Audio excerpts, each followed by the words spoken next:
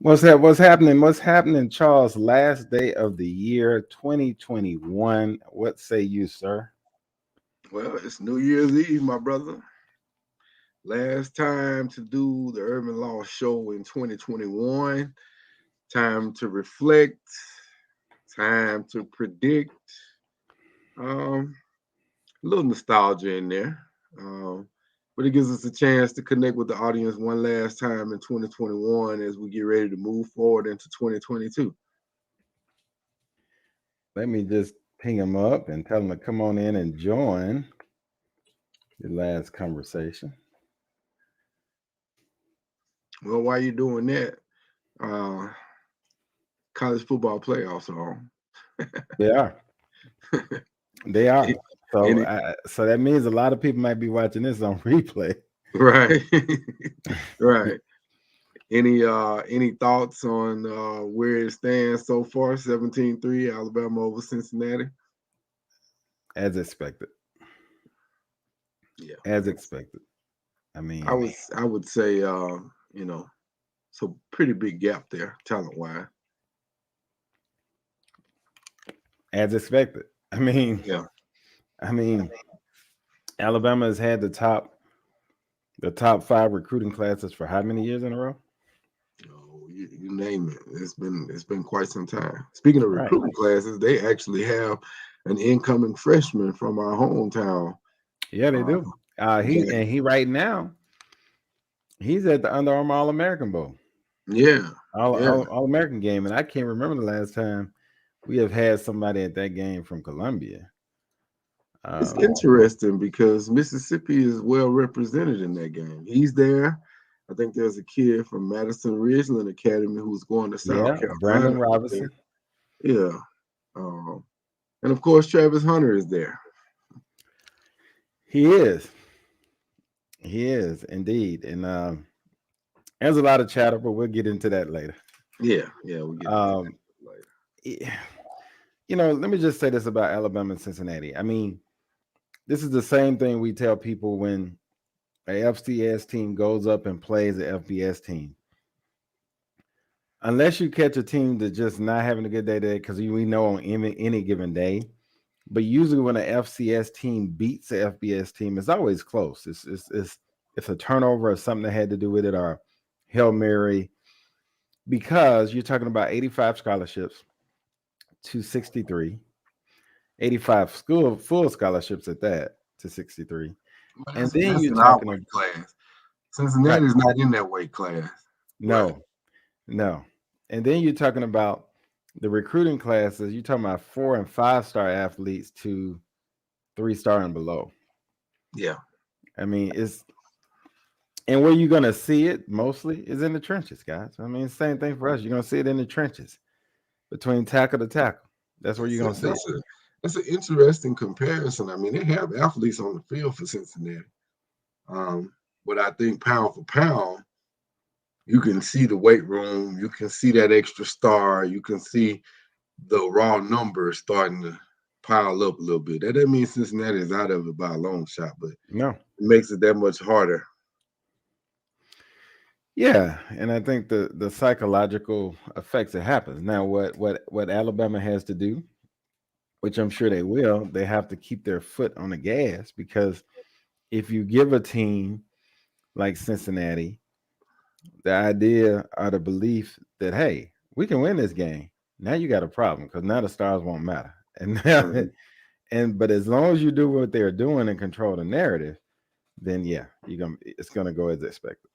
Yeah. Well, let's dive into what we have for today. Well, I mean, look, ironically, as we end 2021 on this last day of 2021, it's kind of deja vu-ish, because it seems like we're in the same position we were December 31st, 2020, in a lot of Oh, ways. Numbers wise, I mean, and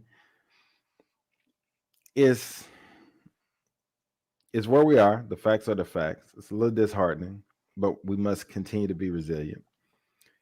And I think the optimistic thing, though, in 2020 we were dealing with Delta that was taking people out. Was much more um, ferocious once it got into the body. And in 2021 we're dealing with Omicron, which is much more contagious, but so far has not is is not as ferocious in terms of the damage it does. So, but it's much more contagious. So it just seems like COVID is not ready to let us go yet. And so, we sit here and then we'll talk about as we plan for 2022, we really have to plan um, with COVID in mind. indeed, indeed. I wish I were as optimistic in my tone as you are. Uh, it would seem to me, as we talk about 2020 to 2021 and now 2021 to 2022, we as citizens of the United States have not all done our part. And so to shake off COVID, you need all hands rowing in the same direction. And whether that be the infighting in Congress, to the governors, to the state houses, we hadn't all been on the same page with COVID. Been a lot of finger pointing and not enough action. What do I mean by that? Well, at a certain point, the individual person, which is what the Republicans like to focus on, the individual person has to take responsibility for their actions.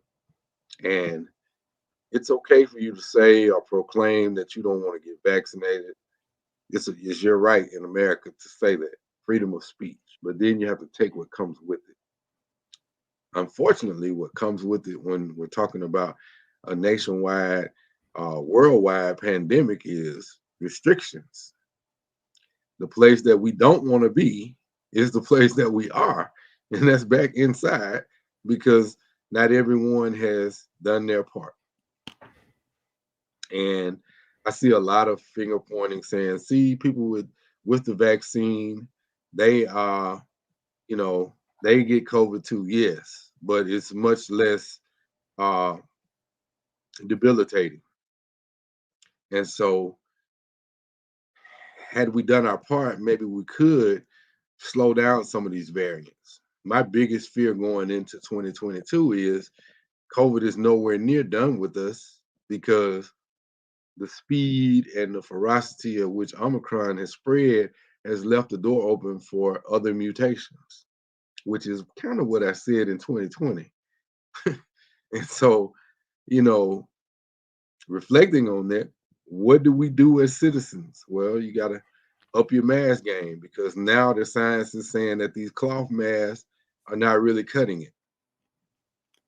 We got to get back to being inside and limiting our contacts. We all want to go outside. That's a natural social feature of being a human. You want to interact with other humans, but you got to do so responsibly. And in Black family parlance, we got to get back to asking the question, who all's over there?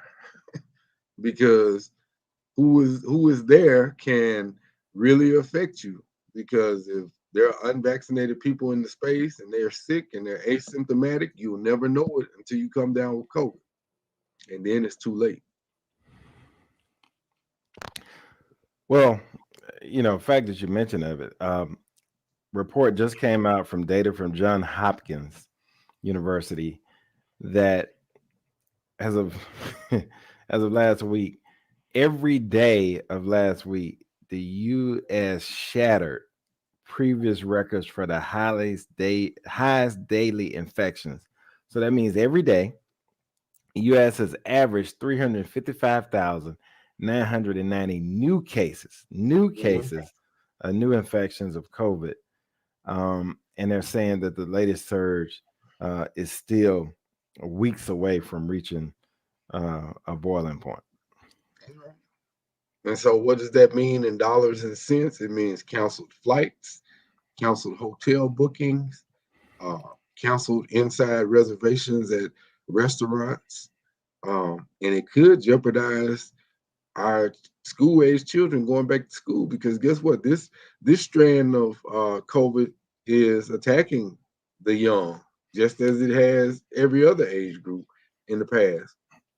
It So for certainly those, is. It yeah, certainly is. And I got to be honest with you. I don't know about your school district. My school district has been kind of mum. We hadn't heard anything yet, but I know with kids returning to school next week, it's like, wait a minute, with this being as contagious as it is, the school is the perfect place for it to just really go. perfect breeding ground. And so I really, I don't know. I don't know what this holds. I know that we are in for an interesting few weeks. Yeah, I mean, and I'm a bit puzzled. I shouldn't be, but the CDC has started to come off of some of their more sane guidelines to now start talking about 5 days and you can go back to work without a test. That seems to me to be jeopardizing other people in the workplace. Yeah, and I think we're at a point now where these tests need to be made available for any business that wants them so they can test their employees. I mean, we're at that point now. They need to be available for people who want to have them in their homes so they can test people when they. I mean, and listen, I don't have any problem testing people if you come to my home because we got to be safe. Yeah. Um, but we have got to get up our level of defense that empowers the citizen that wants to protect themselves with every tool available to protect themselves. Because right now we can already see testing centers are maxed out. The lines are super long. I mean, which can be discouraging from people that need to go get tested too. So we are this is a pivotal point because if we don't make the right decisions, we can really go backwards here. We've already gone backwards. We can go further back. We can go further back. And when we don't make the right decisions here quickly, it could be catastrophic. How Yeah. far back we go. Yeah. Yeah. Because we're quickly headed back towards the beginning. It's like rewind, Hmm. you know? And I think when we look at it, the longer COVID goes, which is with any disease or anything of that nature, the apathy among people increases, which is normal. I mean, Mm-hmm. the longer the duration, the higher the apathy will increase over time, because now the unknown is a known entity. So you the apathy creeps in, and that's what you're seeing. So when you're seeing this apathetic behavior where people now are gathered in mass events and not even wearing masks anymore, and now, I mean, I saw something just a few hours ago. I was in the store to pick up some medicine for my daughter, and I saw this gentleman with his mask in his hand. He has the mask in his hand and then put it on. I mean, but you got it in your hand. I mean, I mean, we're at that point, and then somebody just came up to him and said, "Sir, your mask," and he said, "Oh, okay, let me put that on." But it was just the fact we're at that point that he has it in his hand. He had every intent to do the right thing, but literally because it's not laser focused in on us anymore, um, we're seeing those types of things. Yeah. Yeah. I mean, and then we hadn't even talked about the shortages in the supply chain. Hello, Sarita. Hi, Sarita. Happy New Year. Happy New Year to you. Yeah, we hadn't talked about the shortages in the supply chain. You know, Listen, they are short too. yeah, You know, you normally name it. I was just looking at, some stuff we need to get supplies and some equipment I was talking to you about yesterday. And normally I'd be able to just hit a button and I have it on its way. You notice I haven't been able to tell you it's on its way yet Hmm. because it's not so easy anymore. Right. And that was my big fear is that, you know, even though we wait on the sale for certain things, hey, they may not even have it. Right, right. So it's interesting. And then also, it said that given the size of our country and the diversity of vaccinated versus non-vaccinated, that according to Dr. Fauci, we still are several weeks out from a boiling point. Hmm. I don't know, Sir Charles, but I think for me, and I could understand why you're not as optimistic because I think that the concern or the disheartenment is the fact that we had an opportunity to really attack this aggressively if we'd all worked together, and it became politicized and it divided us, and we didn't work together. Yeah. And we're And I, heading and I into we're headed into a midterm election, so it's not going to get better. no, it's only going to get worse. It's going to be more polarizing now. Yeah. And I think because of what Omicron is showing, and now keep in mind, now the hospitals are filling back up. Oh yeah. And because of what they're showing, now you got the issue where you got somebody that's in critical need, they can't get a hospital room. Is you now coming back into midterms and we're still in the divided country over the vaccination and we still don't have a handle on with COVID, and it's 2 years later. So you know, the effect of what this will do, not only on the economy, but the mental health of the population. Hmm. Because the other thing we hadn't talked about on, I think all of us has been touched with a little depression. COVID has done that in some form or fashion. It's done that because it took away a lot of the simple pleasures of life that gave you balance. Yeah, things that you took for granted, and then things that, as soon as we started to make headway during Delta, people eased up off the gas.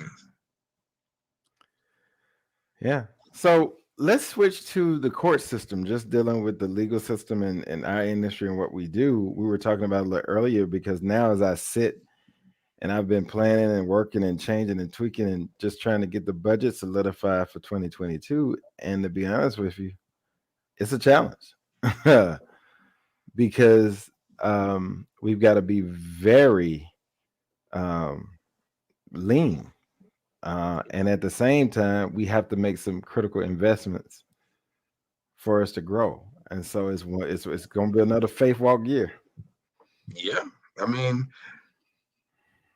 court is a gathering spot for humans, whether that's status hearings where it's more attorneys than uh, lay people, or if it's a trial with a jury, which is usually starts with 150 to 200 lay people until you get it down to the number of your jury size. All these rapid spread of Omicron has done is make people pause and look and say, well, if we're bringing that many people together, there's a chance that we're contributing to the outbreak. And so the courts are having to reassess how they do their business and administrate, not just for the sake of the docket, but for the sake of the safety of the people who work inside the courthouse. Yeah. I, I mean, you're right. It's no other way to say it. You're right. So I think so. How do you think that's going to impact? Well, here's a better question, right? What do you think the courts learned from 2020 that's going to allow them to better navigate this in 2022? Well, I think the courts are much more comfortable now using virtual avenues for daily administration of duties, but it still makes you wonder about how you conduct trials and what have you. Um, you know, so that's something that still has to be weighed out because the dockets are, they still need to be moved. They still, people have their right to their day in court. So they have to do a balancing act. Hmm. So as we look, how do you think 2022 shapes up for urban law? Well, I think we're on the right path. I think we've always operated from the standpoint of implementation of technology that puts us in a space where our staff and us as team members can work literally from anywhere in the world. And so having that capability makes things a lot better, but we have to kind of address the client situation because clients like face-to-face time. So we got to get them back in the habit of using video for that. Yeah, I think that doesn't necessarily impact our goals. It's just like you said, we have to be mindful and stay lean uh, as we try to anticipate what happens next yep, with COVID. I agree. I agree.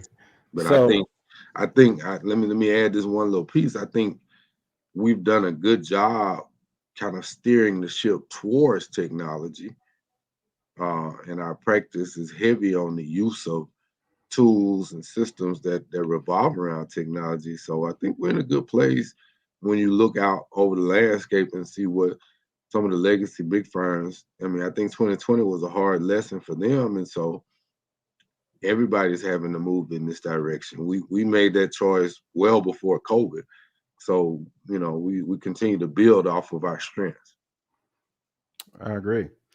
Well, as you reflect, what's your personal reflections on 2021, um, your goals and lessons learned? I think goal wise, I think the firm is in a good place, so I'm thankful for that. I think personally, I'm in a good place mentally, physically. Lost a little weight, got a little grayer, but you know, still thankful. Um, so my biggest takeaway from 2021 is even with my risk averse nature, learning to navigate and still be engaged. I'm gonna have to carry that into 22 prayerfully. You know what I'll say about you though, Charles. What I've learned, I used to be the greatest risk taker. You used to be very risk averse, but you're not that person anymore. You're just as pro risk as I am. Yeah, yeah, Probably more now. And so I think that's just an adaptation to what we tell our clients as we pursue a business. You literally got to change your mindset, and your mindset has to be on the positive side of what you can accomplish, because if you focus on that, that's where you're going to land. yeah. And I think you can't hit a shot you don't shoot. That's right. And so I think that's our philosophy, and we try to take calculated risk as much as we can. But when we can't calculate it, then we pray about it and take the best risk we can take, as God leads us on. So I think my goals are similar. I definitely want to get back on my health train in 2022. Just being more careful about what I put in my body, Yeah. and giving my body the exercise it needs so I can be the best me. I know the pandemic has had an impact on my waistline, and had an impact just on everything, because what you locked in with us, that means we just tend to work, and so that means you're sitting, and a lot of You our just work. have to be creative. You have to be Yep, creative. I will tell you, one of the things that COVID reopened for me was the golf course, and so you get out there and you know it makes exercise easy because you're chasing after that ball. And I can definitely gonna be guarantee, more of that. Definitely yeah, gonna I be can more of that. guarantee you, if you incorporate a little golf into your regimen and walk a little bit with it, you hit straight golf shots because you don't want to walk all over the place. You got a good point. You got a Yeah, good point, and I think, as I plan for obviously next year is a big year for all of us in our crew.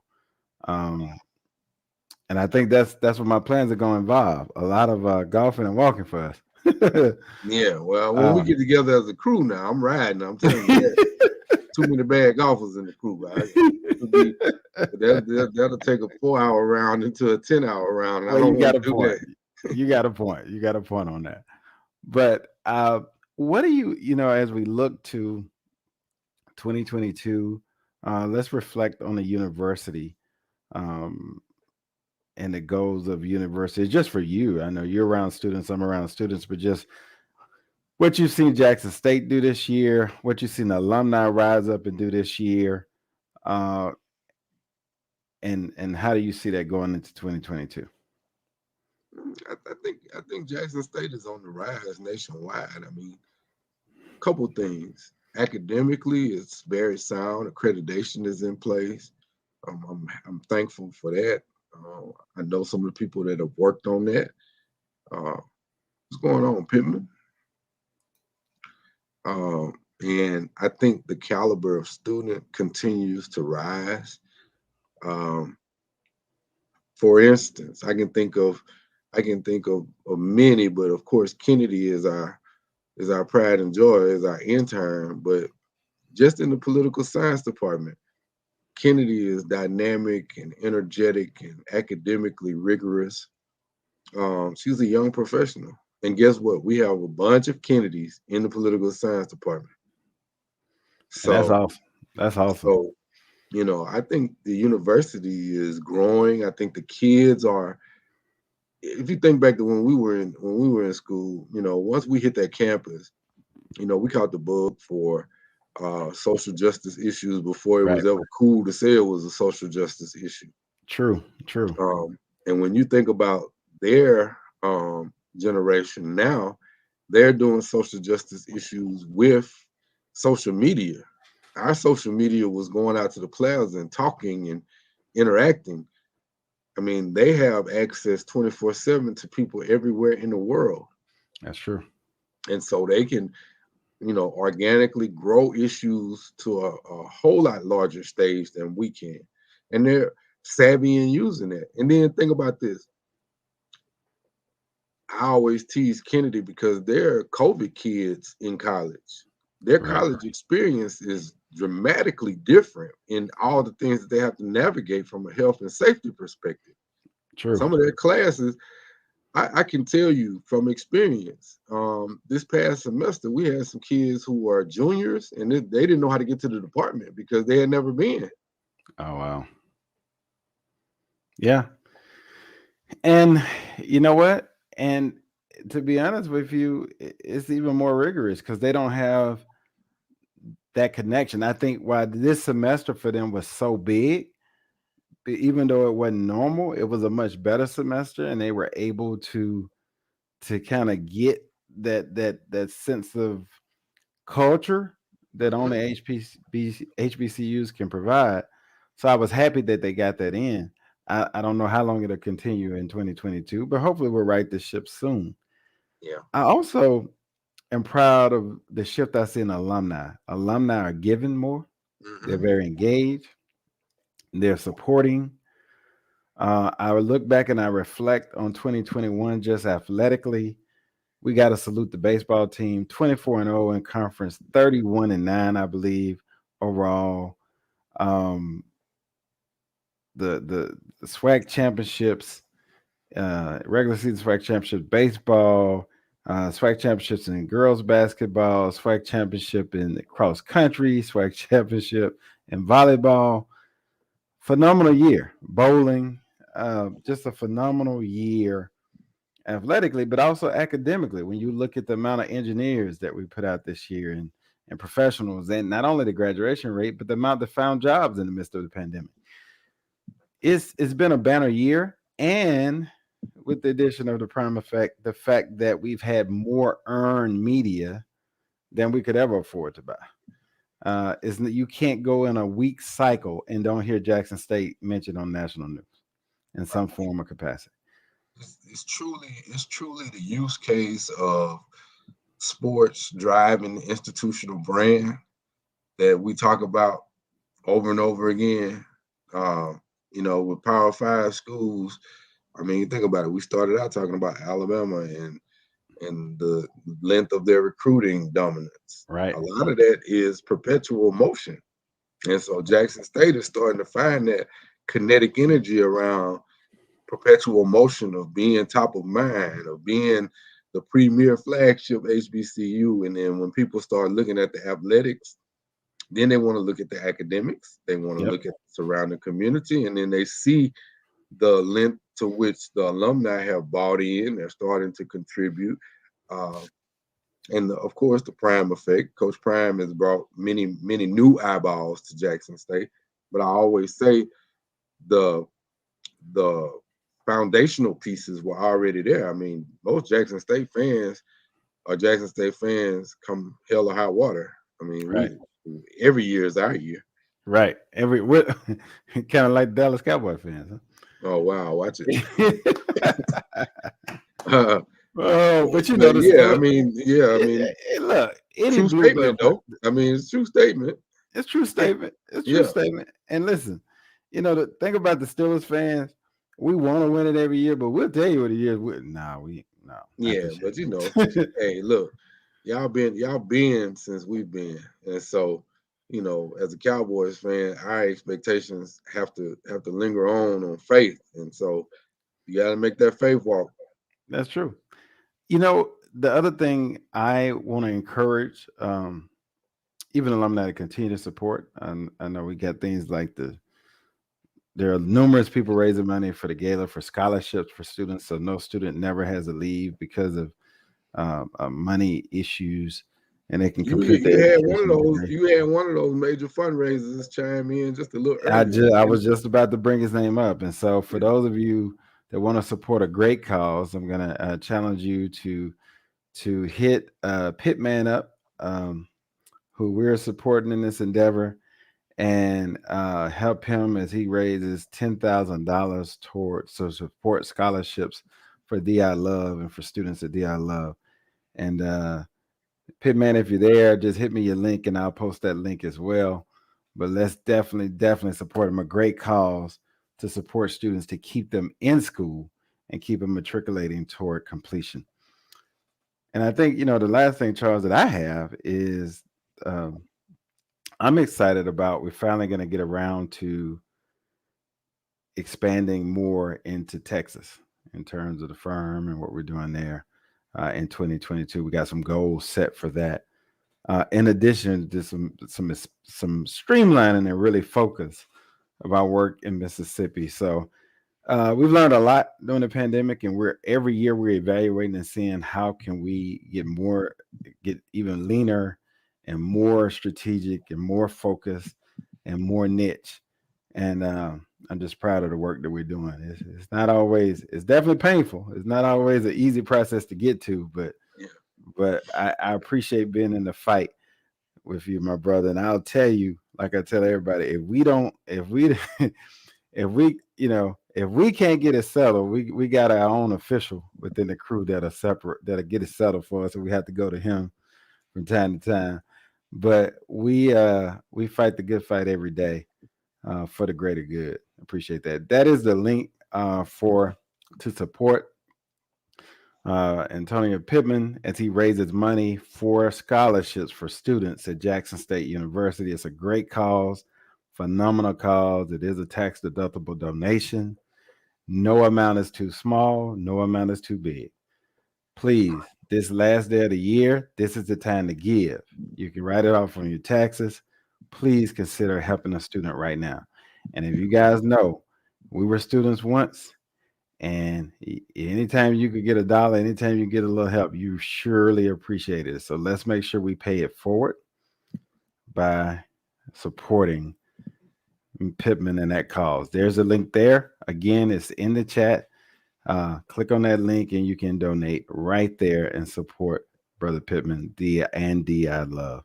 Thanks again, Pittman, for the great job you're doing and leading the charge there. Before we leave the topic of Jackson State and what's happening, just to show some perspective on growth. We touched on it with Kennedy on the intercessional students who President Hudson has decided to pick up the tab on their intercessional tuition bills. That's growth. That is growth. And that, I had to have y'all break that down last week. I'm gonna have you break it down again.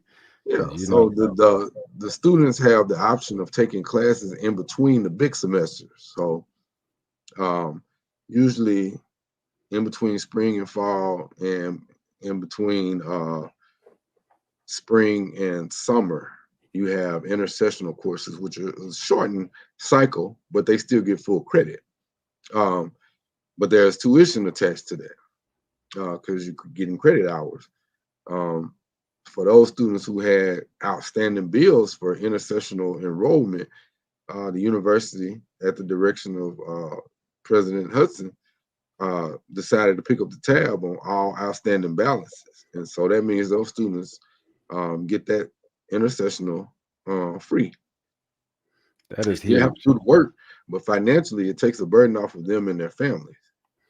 That is huge. That is Yeah. huge. And then also I want to commend Jackson State for another thing that didn't get a lot of press, but it needs to. And I need to say this to all students and parents that have students that are coming up. And let's say you live out of state. Jackson State a couple years ago drastically reduced their out of state fees to the Hmm. point of $500. Yeah. Now, let me share with you how significant that is. As of 3 to 4 years ago, when I did the research, if you're in the state of Texas, the cheapest public institution, if you get no scholarship money at all and you stayed in the state of Texas, the cheapest 4-year institution would have cost you around $16,000 a year. And I think that was Lamar, a little over 16,000 and some change. Jackson State at the time, with all out of state fees before they reduced it, was 12,000 and some change. Now that's significantly cheaper. And the reason why that's important, I can tell you, my god niece that just finished at Texas Southern that started at Jackson State would have been able to complete her journey at Jackson State if she'd have had the benefit of that. And so I'm telling you, families, consider HBCUs. You will find that sending your child to HBCU or out of state to HBCU oftentimes is much more economically advantageous than even leaving them here in state. So make sure you do the research, check it out. Don't just make the assumption that it's more because of out of state fees. Our out of state fees are only $500. Yeah. That's progress. That again, that's progress. And it opens up the doors for a great cultural experience, educational experience, uh, you know, because there's no place like Jackson State. Oh, Seahawks Nation. Mr. Graham, Mr. Graham, Mr. Graham. Happy holidays, Mr. Graham. I know we talked right around Christmas time, but Happy New Year to you, sir. As one of my students, very proud of him.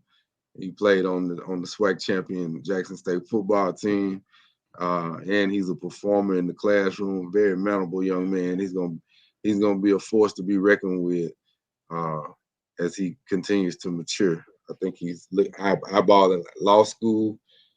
He's going to be a formidable trial attorney one day. Very soft spoken, but he can swing the big stick. Good deal. Yeah. Well, Charles, Um, One first thing of though, all, before we leave Jackson State now, all right, go ahead. before we leave Jackson State, I want people to start putting this in your mind. Uh, One, Dr. Little just put out the announcement on yesterday that the Sonic Boom of the South has upcoming trials, and I can tell all those parents who are considering trying to secure that band scholarship. Now, don't wait because pre-COVID, the boom was going to be 300 plus strong, and I think Dr. Little is still trying to push the numbers higher. So if you're a trumpet player somewhere out there in America, a trombone player, I don't know about tambourine players, but if you're percussionist, you may want to try to get that application and get on the list. Don't wait till the last minute because you need to be able to play. Scales are important. Sight reading is important. Your ability to play, you know, all your fundamentals are important if you're thinking about joining the Sunny Boom of the South. So that's to the parents of the kids. Because your child may have told you they were trying out for the boom, but they didn't give you an exact date. Well, Dr. Little put the date out on Instagram on yesterday.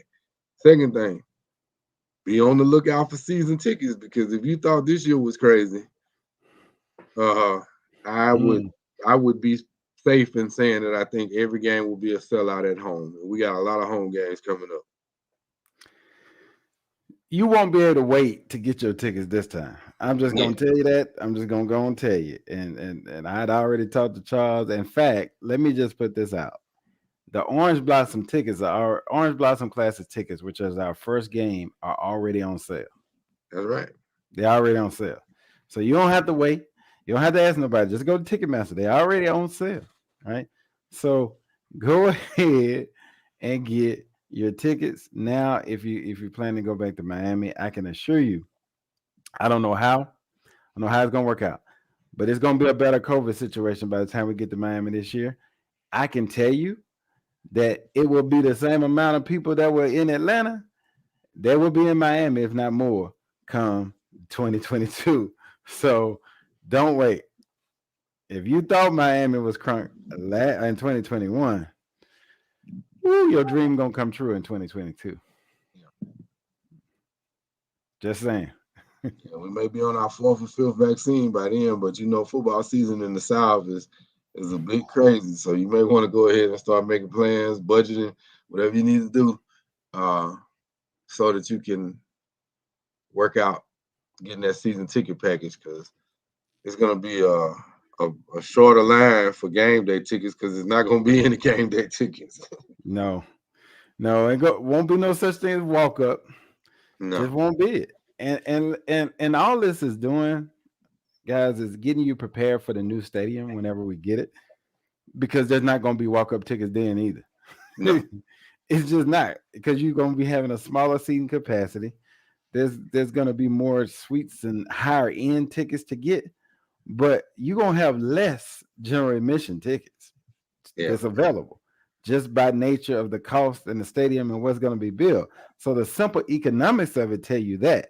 So go on and start saving now, because if you're gonna want to go to a Jackson State game in the future, you must be a season ticket holder. yeah. And Or I you're know gonna be we buying it. You're gonna be buying it in the aftermarket, which is gonna be double the price. right, and I know we're conditioned to, and we've been spoiled by having such a large general admission area in the vet. But those days are quickly changing because those are becoming season ticket holders. Yes. Well, Charles, my brother, that's all I got today. I don't think we got to belabor it, but Happy New Year to you and your family. Happy New Year to my nephews. Give them a big hug for me. Normally, pre-COVID, normally, and we got to get back to that tradition. Normally, we would all be preparing to see each other right about now. We would be together right about now. That's right. We're gonna have to bring that one back. I think it's always good to bring in a new year with people that you love and set those goals and do that. We're gonna have to bring that one back. That's an old throwback that's worth coming back. So we'll wrinkle that one back in 22 going into 2023. But definitely wrap your arms around everybody. Give your wife my love, and hope she's feeling better, and everybody on that side of the Irvin Law Firm. Um, you guys continue to be safe, and we'll do the same out here. No doubt about it. Happy New Year to you and yours, and Happy New Year to our viewers, our clients, our supporters over the years.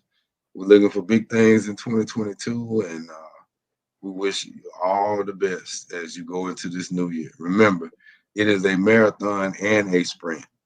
Just depends on which day and which hour. So don't get in the habit of thinking, well, I've got to sprint all the way through 365 days. No, some days you got to pace yourself. Other days you got to climb that hill. Indeed, indeed. Happy New Year, family. We love you. And in the words of George Wallace, there ain't nothing you can do about it. That's right. Have a good one. Charles, any last words? No, Happy New Year. Happy New Year.